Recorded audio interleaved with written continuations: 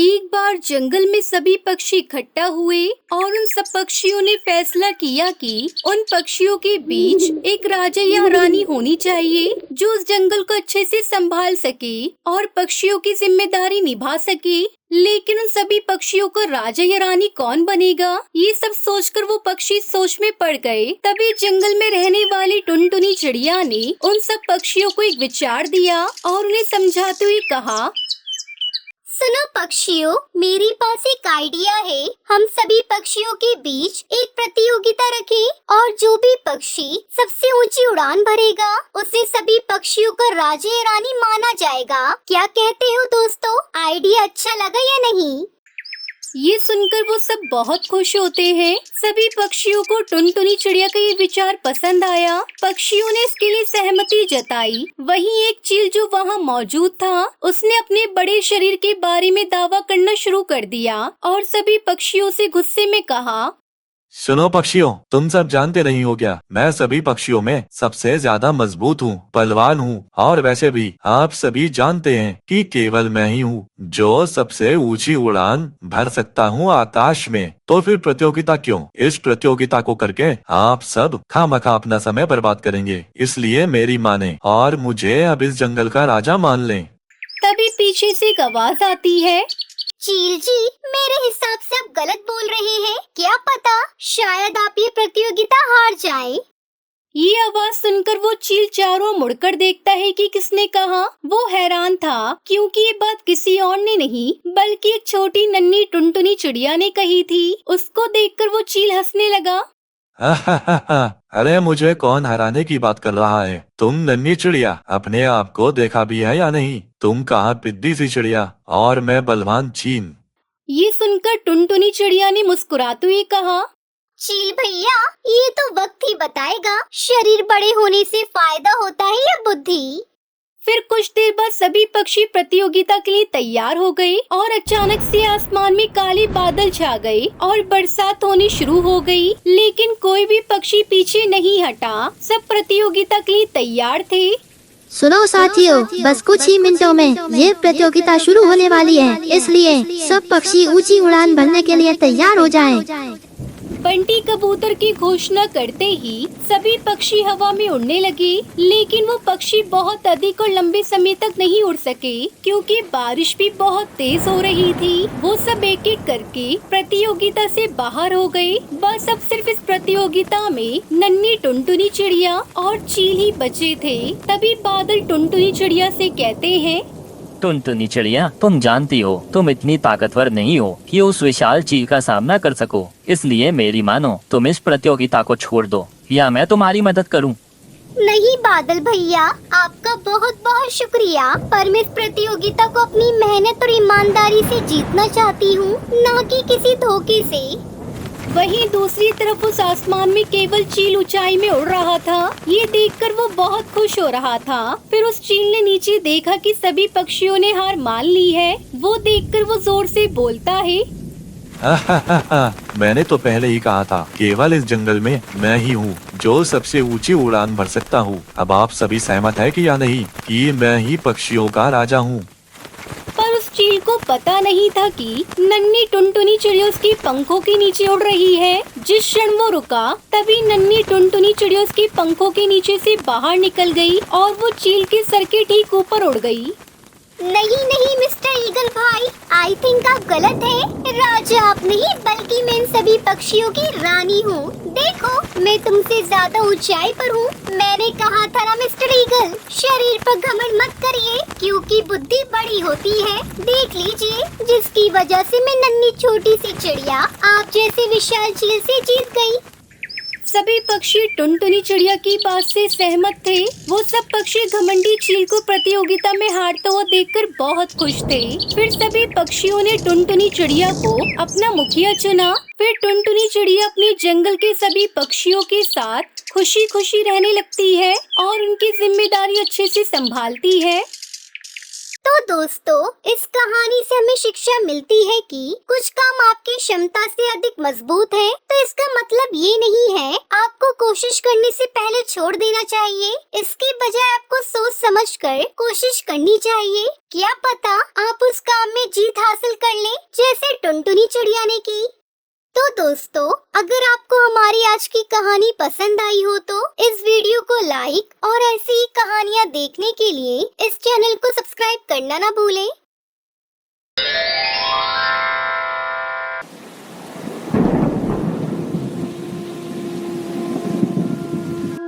केरला के जंगल में टुनटुनी चिड़िया अपने पति बंटी कबूतर और बेटी पिंकी और एक बेटे गोलू के साथ जंगल में रहती थी। टुनटुनी चिड़िया बंटी कबूतर खेती करके अपना गुजारा करते थे। बंटी कबूतर अपने खेत में हर प्रकार की सब्जियां और फसल उगाया करता था और उन्हें शहर की मंडी में अच्छे दामों पर बेच देता था। अजी सुनते हो जी, इस बार धान की फसल तो बहुत अच्छी हुई है। जल्द से जल्द से शहर ले जाकर बेच दो। बारिश का क्या भरोसा, बिन मौसम भी बारिश होने लगती है। तुम ठीक कहती हो। जल्द ही मैं अपनी फसल को ले जाकर शहर की मंडी में बेच दूंगा। तुम चिंता मत करो, बस बच्चों पर ध्यान दो। तब तक आप लोग कमेंट पे बताएं 39 + 25 कितने होते हैं। और उसका पति धान की फसल काट कर खेत में ही छोड़ देता है और खाली खेत में सब्जियों की बुआई करने लगता है। इसी तरह कुछ दिन गुजर जाते हैं। एक दिन गांव का कालू किसान उनके पास आता है। बंटी, अरे ओ बंटी, कहाँ हो भाई? जल्दी घोंसले से बाहर आओ, मुझे तुमसे जरूरी बात करनी है। क्या बात है कालू भाई, कौन सा जरूरी काम है? बताओ, मैं उसे पूरा करने की कोशिश करूंगा। बंटी भाई, बस आपसे यही कहना था, अपनी फसल के साथ मेरी भी फसल शहर में बेच देना। ठीक है कालू भाई, मैं 1-2 दिन में अपनी फसल बेचने जाऊंगा तो तुम्हारी भी फसल बेच दूंगा। कालू कौवा वहाँ से जाने लगता है। तभी टुनटुनी वहाँ आ जाती है और कालू से कहती है, अरे कालू भैया बैठिए, मैं अभी आपको ठंडा ठंडा तरबूज का शरबत पिलाती हूँ। गर्मी बहुत है। नहीं बहन, फिर कभी आकर शरबत पीऊंगा। ऐसा कहकर कालू किसान वहाँ से चला जाता है। रात को जब सभी सो रहे थे, तभी अचानक बिजली कड़कने लगती है और बारिश शुरू हो जाती है। अब क्या होगा जी? हमारी सारी फसल खेत में पड़ी है, सब भीग जाएगी। अरे पगली, तू चिंता मत कर, अभी बारिश रुक जाएगी। देख, बादल जा रहे हैं। दोनों पति पत्नी काफी देर तक बारिश रुकने का इंतजार करते हैं, लेकिन बारिश होती ही जा रही थी। रात भर जोरों से बारिश होती रही। सुबह जब बारिश रुकी तो बंटी कबूतर टुनटुनी चिड़िया अपने खेत पर जाते हैं। वहाँ का नजारा देखकर दोनों पति पत्नी जोर जोर से रोने लगते हैं। सारे खेत में पानी भर गया था और उनकी फसल पूरी तरह से पानी में डूब चुकी थी। हे भगवान, ये तूने क्या कर डाला? सारी फसल बर्बाद हो गई। पता नहीं हमारी फसल को किसकी नजर लग गई।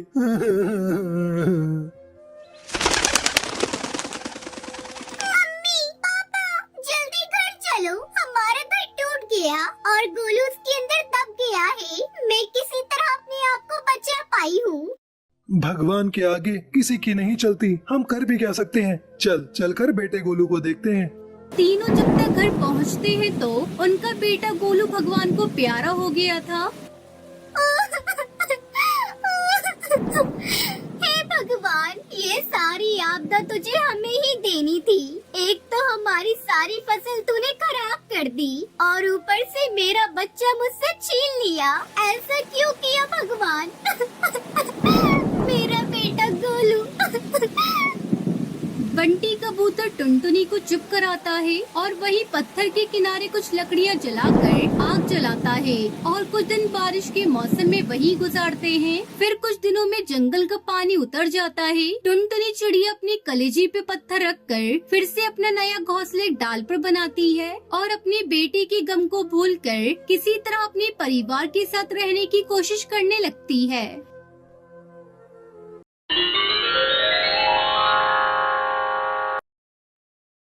एक जंगल में एक टुनटुनी टुनटुनी चिड़िया रहा करती थी। उसके 3 बच्चे थे। एक दिन टुनटुनी चिड़िया ने देखा कि जंगल से सभी पक्षी जंगल छोड़कर भाग रहे थे। उसने पड़ोस में रह रही टूनी चिड़िया को रोककर पूछा, अरे टूनी बहन, क्या हो गया? सभी पक्षी जंगल से भाग क्यों रहे हैं? टुनटुनी, अपने बच्चों को लेकर जल्दी यहाँ से चलो। जंगल में तेज तूफान और गुस्सेल काले बादल आने वाले हैं। तुम जल्दी यहाँ से कहीं और अपना बसेरा देखो। आगे बढ़ने से पहले एक माँ के बिना घर चलाना कितना मुश्किल होता है, जो दिन रात अपने परिवार और बच्चों के लिए काम करती है। तो आज उस प्यारी सी माँ के लिए एक लाइक और एक सब्सक्राइब जरूर कर देना। लेकिन मैं अपने बच्चों को लेकर कैसे जाऊं? मेरे बच्चे तो अभी उड़ना भी नहीं जानते। अगर मैं अपने बच्चों को लेकर उड़ूंगी तो बच्चे नीचे गिर जाएंगे। टुनटुनी, तुम अपने बच्चों को किसी मजबूत पेड़ की डाल में छुपा दो। किसी भी समय यहाँ गुस्सेल काले बादल आ सकता है। हाँ, मैं अपने बच्चों को छिपा देती हूँ। इतना कहकर टुनटुनी चिड़िया अपने बच्चों को एक बड़े पेड़ की डाल में बने उल्लू के घर में छिपा देती है और तूफान आने का इंतजार करने लगती है। हे ऊपर वाले, मेरे बच्चों की हिफाजत करना। इस पेड़ पर तू रहम फरमाना। तेज बारिश और तूफान और आंधी से इस पेड़ की हिफाजत करना। तभी वहाँ काले बादल अपने साथ तेज तूफान ले आते हैं और बादलों का सरदार टुनटुनी से कहता है, ए चिड़िया, तेरे बच्चे कहाँ हैं? और तू हमसे बचने के लिए इस छाल में छुपी है? जल्दी बाहर निकल अपने बच्चों के साथ। आज हम तुझे अपनी शक्ति का एहसास दिलाएंगे। मेरे पास कोई बच्चे नहीं है। एक गुस्सैल बादल, मैं एक अकेली नन्ही चिड़िया हूँ। मुझ पर रहम करो। देखो टुनटुनी, अगर तुम इस पेड़ से बाहर नहीं निकली तो मैं तेज हवाओं से इस पेड़ को तोड़ दूंगा और फिर तुम्हें बारिश का कहर दिखाऊंगा। देखो, मैं अकेली चिड़िया हूँ, मुझे माफ कर दो और तुम आगे निकल जाओ। काले बादल, मेरी जान बख्श दो। मैंने तुम्हारा क्या बिगाड़ा है? तुम पहले ही जंगल को तहस नहस कर चुके हो। मुझे उस पेड़ को बख्श दो। तू ऐसे नहीं मानेगी। मैं इस पेड़ को ही जड़ से उखाड़ फेंकता हूँ। बादलों, अपनी शक्ति से इस पेड़ को उखाड़ फेंको। इतना कहकर 2 बादल तेज बिजली कड़कड़ाते हैं और तेज हवाएं चलाते हैं, लेकिन उन्हें कोई सफलता नहीं मिलती। वो पेड़ तस से मस नहीं होता, इसलिए वो वापस जाने लगते हैं। तभी टुनटुनी चिड़िया के बच्चे बोल पड़ते हैं, बच्चों चुप रहो, नहीं तो वो गुस्सैल बादल तुम्हारी आवाज सुन लेगा। तभी गुस्सैल बादल बच्चों की आवाज सुन लेता है और वापस टुनटुनी के पास आता है। अरे वाह, अच्छा, तो तुमने बच्चे यहाँ छुपा रखे थे। अब मैं इन तीनों बच्चों को अपने साथ ले उड़ूंगा। नहीं नहीं बादल राजा, हमारी जान बख्श दो। मेरे बच्चे अभी बहुत छोटे हैं। बादलों, चलो ले उड़ो इन बच्चों को। चलाओ तेज हवा बारिश के साथ। देखते हैं कैसे ये पेड़ इनको बचा कर रखता है। देखो गुस्सैल बादल, अगर तुमने मेरे बच्चों को हाथ भी लगाया तो मैं तुम्हें नहीं छोड़ूंगी। तुम मेरा क्या कर लोगी? मैं इन बच्चों को तुम्हारे सामने अपने साथ ले उड़ूंगा। मैंने अभी कई पंछियों को मजा चखाया है। जैसे ही गुस्सैल बादल बच्चों की तरफ बढ़ता है, टुनटुनी चिड़िया उस पर हमला कर देती है। इस लड़ाई में गुस्सैल बादल टुनटुनी को घायल कर देता है। टुनटुनी चिड़िया घायल होकर डाल से नीचे गिर जाती है। हे ऊपर वाले, मेरे बच्चों की रक्षा करना। वो गुस्सैल बादल पता नहीं आज मेरे बच्चों के साथ क्या करेगा। तभी वो पेड़ अपनी आंखें खोलता है और फिर पेड़ उससे बोलता है, क्या हुआ चिड़िया बहन, तुम कैसे घायल हुई? पेड़ भाई, ये गुस्सैल बादल मुझे और मेरे बच्चों को मार डालना चाहता है। मैं आपकी डाल में छुपी हुई थी। मेरे बच्चों को बचाने में मेरी मदद करो। लेकिन टुनटुनी, गुस्सैल बादल बहुत ताकतवर है। मैं इस बादल से लड़ भी नहीं सकता, तो मैं तुम्हारे बच्चों को कैसे बचा सकता हूँ? तुम एक विशाल पेड़ हो, तुम अपनी शक्ति को कमजोर मत समझो। हम मिलकर इस बादल से मुकाबला कर सकते हैं। ए चिड़िया, क्या बातें कर रही है इस पेड़ से? मैं अभी तुझे मजा चखाता हूँ। एक माँ अपने बच्चे के लिए कुछ भी कर सकती है। तभी टुनटुनी की बातें सुनकर और उसकी हिम्मत देखकर, है गुस्सैल बादल, तुम एक कदम भी आगे मत बढ़ाना, वरना मैं तुम्हें मार डालूंगा। बूढ़े पेड़, तू क्या मुझे मारेगा? मैं तुझे अभी जड़ से उखाड़ फेंकता हूँ। इतना कहकर सभी बादलों ने मिलकर तेज तूफान और बारिश शुरू कर दी। बड़ी मुश्किल से टुनटुनी इस डाल में अपनी बच्ची को पकड़े खड़ी थी और पेड़ भी मजबूती से उस तेज तूफान का मुकाबला करता है। देखो गुस्सैल बादल, मैं तुम्हें जिंदा नहीं छोड़ूंगा। इतनी चोट खाने के बाद भी तुम्हें अकल नहीं आई? लगता है आज इस चिड़िया के साथ तुम भी अपनी जान गंवाओगे। तभी पेड़ अपनी डालियों को हिलाने लगता है और फिर एक नुकीली डाली गुस्सैल बादल के जा लगती है और वो बादल वहीं फट जाता है, जिसे देखकर उसके साथी वहाँ से 9-2-11 हो जाते हैं। थोड़ी देर बाद बारिश थम जाती है। पेड़ भाई, आज तुमने मेरी और मेरे बच्चों की जान बचाई है। मैं आपका यह एहसान कभी नहीं भूलूंगी। चिड़िया बहन, तुम बहुत घायल हो गई हो और मैं तो अपने आप को बहुत कमजोर समझता था। तुमने ही आज मेरी हिम्मत जगाई है। तुम चाहो तो अपने बच्चों के साथ यहाँ रह सकती हो। मैं एक फलों का पेड़ हूँ, फल भी कुछ दिन बाद आने वाले हैं। शुक्रिया पेड़ भाई, मुझे लगता है मेरे जाने का वक्त आ गया है। तुम मेरे बच्चों की हिफाजत करना और अपने साथ रखना। बच्चों, मैंने तुम्हें बचाकर अपनी माँ होने का फर्ज निभाया है। अब मैं आराम से मर सकती हूँ। पेड़ भाई, मेरे बच्चों का ख्याल रखना। इतना कहकर टुनटुनी चिड़िया की मौत हो जाती है और बच्चे इसी तरह रोते रहते हैं। फिर पेड़ उन्हें अपने बच्चों की तरह पालता है। इस तरह उस जंगल में अकेली टुनटुनी चिड़िया अपनी हिम्मत और इच्छा शक्ति से उस गुस्सैल बादल का डटकर मुकाबला किया। इस कहानी से हमें सीख मिलती है कि हमें किसी भी परिस्थिति में डरना नहीं चाहिए, बल्कि उसका मुकाबला करना चाहिए।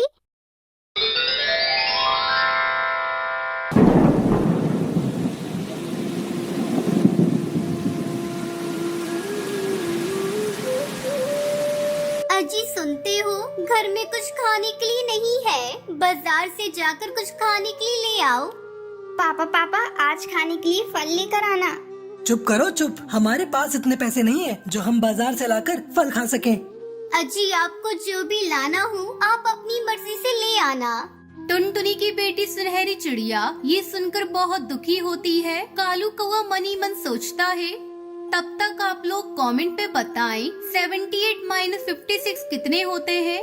मेरी बेटी का फल खाने का मन कर रहा है, लेकिन क्या करूं, उतने पैसे तो मेरे पास नहीं है। कालू थैला लेकर बाजार निकल जाता है। रास्ते में उसे बंटी कबूतर मिलता है। अरे भाई, कहाँ जा रहे हो? क्या बात है, इतने दिनों बाद दिखे हो? भाई मैं तो बाजार से सामान लेने जा रहा हूँ, और तुम कहाँ जा रहे हो? अरे भाई, मैंने सुना है जंगल में कहीं फल की बारिश हुई है। मैं वहीं ढूंढ रहा हूँ। मुझे फल खाए हुए बहुत दिन हो गए। अरे वाह, मेरी बेटी भी फल खाने की जिद कर रही थी। मुझे भी उसके लिए खूब सारे फल लेकर जाने हैं। चलो वो जगह ढूंढते हैं जहाँ फल की बारिश हुई है। दोनों मिलकर फल वाली जगह ढूंढने निकल जाते हैं। तभी बारिश होने लगती है। ऐसी बारिश में दोनों से उड़ना मुश्किल हो रहा था। अब क्या करे बंटी, ऐसी बारिश में तो हम फल नहीं ढूंढ पाएंगे। हाँ भाई, पहले बारिश को बंद होने दो, तब हम फल ढूंढेंगे। हाँ बंटी, हम बारिश के बाद ही फल ढूंढेंगे। ये बोलकर दोनों घर की तरफ लौटने लगते हैं। कालू बारिश से बचने के लिए पेड़ के नीचे कूद रहा था। तभी उसे जमीन पर बहुत सारे फल पड़े हुए दिखाई देते हैं। कालू इतने सारे फल को देखकर बहुत खुश होता है। अरे वाह, भगवान ने मेरी विनती सुन ली। आज मेरी इच्छा पूरी हो गई। अब मैं खूब सारे फल घर ले जाऊंगा और अपनी बेटी को भी खिलाऊंगा। दोनों फल को इकट्ठा करना शुरू कर देते हैं। कालू अपने थैलों में फलों को डालता रहता है। उसी समय चील वहाँ पहुँचता है। रुको रुको, तुम यहाँ क्या कर रहे हो? ये फल नीचे पड़े हुए हैं, मैं उन्हें इकट्ठा करके अपने घर ले जाऊंगा। मेरी बेटी ने बहुत दिन से फल नहीं खाए। आज मेरी बेटी पेट भरकर फल खाएगी। तभी चील के मन में लालच आ जाता है। वो मन ही मन सोचने लगता है, मुझे कुछ तो करना पड़ेगा ताकि ये सारे फल मुझे मिल जाएं। फिर मैं इन्हें बाजार में बेचकर खूब पैसे कमाऊंगा। ए कौवे, तुमने यहाँ से फल ले जाने का साहस कैसे कर लिया? अगर मैंने तुम्हारी ये बात राजा को बता दी तो वो तुम्हें खूब दंड देंगे। चील की बात सुनकर कालू कौवा डर जाता है और कहता है, मुझसे गलती हो गई। मुझे नहीं पता था कि यहाँ से फल ले जाना मना है। तुम राजा से जाकर कुछ मत कहना। हाँ ठीक है, मैं राजा से कुछ नहीं कहूँगा, लेकिन तुम्हें मेरी एक बात माननी पड़ेगी। हाँ ठीक है, कहो कहो, मुझे तुम्हारी कौन सी बात माननी पड़ेगी। तुम इन फलों को इस टोकरी में इकट्ठा कर दो, मैं इन फलों को राजा को दे आऊंगा। ठीक है, मैं ये काम कर देता हूँ। ये कहकर कालू को वो सारे फल टोकरी में इकट्ठा कर देता है। इस कालू को मैंने पागल बना दिया और अब इन फल को मैं बाजार में बेचने चलता हूँ। जब कालू खाली घर पहुंचता है तो टुनटुनी उससे पूछती है, अरे क्या हुआ, आप तो खाली थैला लेकर लौटे हो, आप कुछ लाए क्यों नहीं? तभी कालू को वो टुनटुनी को सारी बात बताता है। अरे उस चील को मैं जानती हूँ, वो चील बहुत ही दुष्ट और छोटा है, आप यहीं रुको, मैं उस चील से जाकर निपटती हूँ। टुनटुनी चील के पास जाती है। तभी वो देखती है कि चील उन फलों को बाजार में बेच रहा था। फल ले लो फल, ताजी ताजी फल ले लो फल। अरे सुनो भैया, मुझे 5 किलो फल देना। क्या 5 किलो फल? एक साथ इतने फल लोगी? हाँ 5 किलो ही चाहिए, तभी तो इतनी बड़ी टोकरी लेकर आई हूँ, जल्दी से 5 किलो फल दो। ये सुनकर चील टुनटुनी को 5 किलो फल दे देता है। लाओ लाओ, मुझे अब 100 रुपए दो। अरे किस बात के पैसे, ये फल तुम्हारे नहीं है, ये तो जंगल के राजा के फल है। अगर तुम मुझसे पैसे लोगी तो मैं जंगल के राजा को जाकर बता दूंगी कि तुम उनके फल को बेच रहे हो। टुनटुनी की ये बात सुनकर चील डर जाता है और टुनटुनी को सारे फल दे देता है। सारे फल लेकर टुनटुनी खुश होकर गुनगुनाती अपने घर की ओर चली जाती है।